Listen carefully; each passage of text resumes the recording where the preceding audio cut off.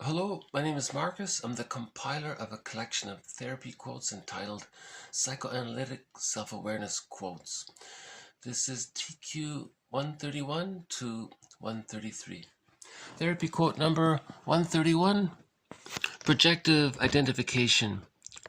When someone's feeling a way that they don't know how to cope with, they unconsciously do things to stimulate that experience in you in order to externalize the feeling and create the illusion of distance from it. Create the illusion of distance from it. So that's reminiscent of splitting. So remember from yesterday's video, the theory is the child condenses all of his memories of his mother when he's in relation with her, when she's caring and loving and supporting the child, into a representation of the mother as being a satisfying mother or satisfying object, part object. And the times when the mother is not available, all of those memories condense to form a representation of the mother as being a rejecting part other. So the theory is the child splits the image of his mother into two parts. So there's the satisfying part object and the rejecting part object. And in normal development, these come together by the age of 3 to form whole object relations. But if there's a petrification before the age of 3, arrested development, and this psychic structure sort of crystallizes or petrifies, it doesn't get a chance to come together. Although the person grows up and cognitively grows up, this psychic world can stay, theory is it can stay frozen and influence a person as an adult. So the baby handled anxiety from the mother by splitting the images of the mother, and then the rejecting aspect of the mother and the feelings related to that, all of the abandonment, depression related to that, gets split off and disassociated or repressed. They're a part of the child, they're a part of the person, but they're not aware of it. But it can still influence the person. That's the theory. So as an adult, if the person feels some anxiety, they may refer to that original defense mechanism of splitting and have the memory unconsciously that the way to deal with anxiety is to split, to split the images, to refer to this psychic splitting that the baby adopted, and how that can behave as an adult is that the person will project the feelings from the rejecting part side, that's the stressful side, see it in someone else, or project it in or coax the other person to behave in a way to express those feelings. Then he can tell himself, so he can create some distance from it. He can tell himself it's not his. So this is these three quotes are a follow-up from yesterday's quotes on splitting and projective identification. This next one sort of clarifies it a little better, I think. TQ 132. Projective identification begins with some experience of inner emotion, for example, anger, that distresses the person, who at this point has little conscious awareness of the emotion beyond feeling a vague uneasiness. This vague uneasiness motivates the client to engage the therapist in an interaction that is generally provocative. In either obvious or incredibly subtle ways, the client does something, says something, or even in nonverbal language provokes some strong response from the therapist. For example, the therapist may become quite angry. The theory holds that the anger thus evoked in the therapist reassures the client, quote, "I'm not the angry one, he is." And thus there is far less likelihood that the client will become aware of his own anger. This is the traditional psychodynamic way of understanding projective identification, where the goal is to disavow one's inner emotions and, in a sense, protect them, project them onto the person who then may act them out.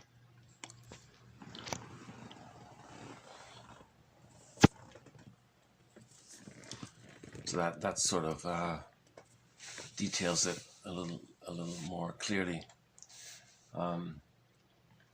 So again, the person has an emotion, and he's using the example of an emotion here. It could be a belief, could be a defense mechanism, could be some forgotten wishes or some memories around wishes being, whatever the psychic content is, the unconscious material is, whatever that unconscious material content is that's uncomfortable or anxiety producing, and it causes the person some distress.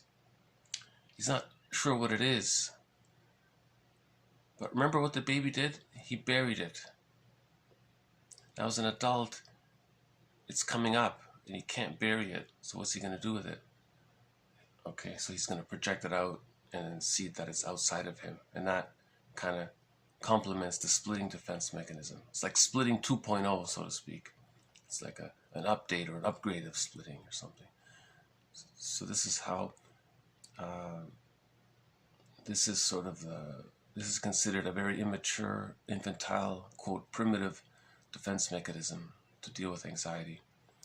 Normally, the representation of the self, the part self images and the part other images are combined, and you can tolerate that the person is human. Like you see things more realistically, and you're not triggered like the baby. You're not triggered back into the feelings that the baby had when he thought he was going to be abandoned when mother wasn't around for 10 minutes or something. You see.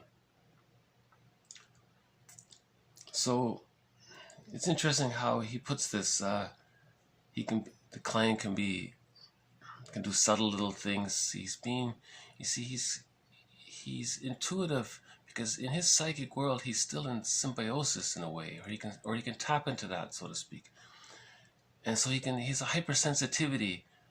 His antenna is very sharp. He can sense what would upset the therapist. What little thing can I do to push his buttons? He's scanning. Where are his buttons? Where are his buttons? Where is he vulnerable?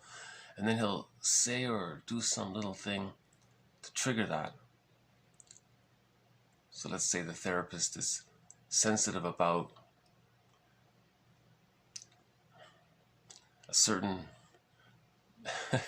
item on his desk. I don't know, whatever little thing, the client will know, oh, that could be a trigger for him. So then he'll talk about that thing, or like he'll find a way to upset the client. Okay, now the client will find a way to upset the therapist. Now the therapist is upset, and then the client does that so he can convince himself, see, I'm not angry, he is. But he was feeling angry, but he wasn't aware of it. It was just some vague, uneasy feeling that he was feeling.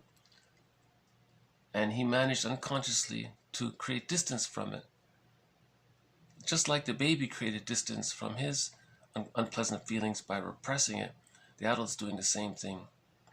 He's continuing that agenda of splitting deals with anxiety. So he's splitting it this way, the baby splits it this way, and then the adult splits it forward. So you got horizontal splitting, maybe we can say forward vertical splitting or something. And then he can say that's his goal, to disavow the inner emotions, to disavow. Now he can that's what the baby does. He disavowed his angry feelings towards his mother. He has to. He cannot bond with the mother if he hates the mother. He needs to hold on to the loving side of the mother to bond to, right? He can disavow his emotions. and then the other person may or may not act them out. You see, if he acts them out, it's further evidence for him to disavow his feelings. So he may actually coax the therapist to act out his anger. He may enjoy it because now he feels so much relief from the feeling that he feels angry. You see, it's further externalized. So this is externalization. He's externalizing what he can't accept internally, right? Okay. In summary, 133, the person who is doing the projecting then begins to interact with the other individual as if he or she were the very embodiment of the thoughts, feelings, and ideas that the projector is so steadfastly disavowing and disinheriting. There's that emphasis there. He's convincing himself that the other person is the embodiment of what he's disavowing in himself. That's to create that repression, right? The baby repressed, split up, disassociated. Projective identification, split up, dissociate. It's the same thing. See, splitting and projective identification are pretty much the same thing, right? Two key concepts,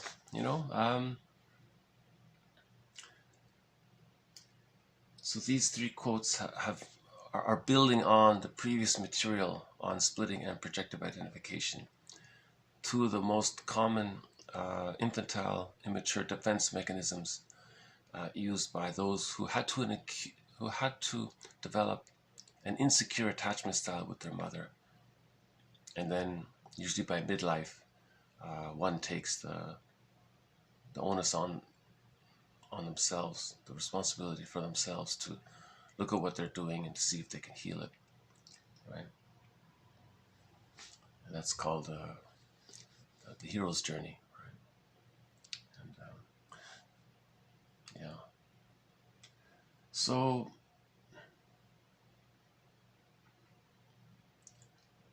because this is such an obscure concept, maybe I'll just run through them quickly, if that's all right. Projective identification.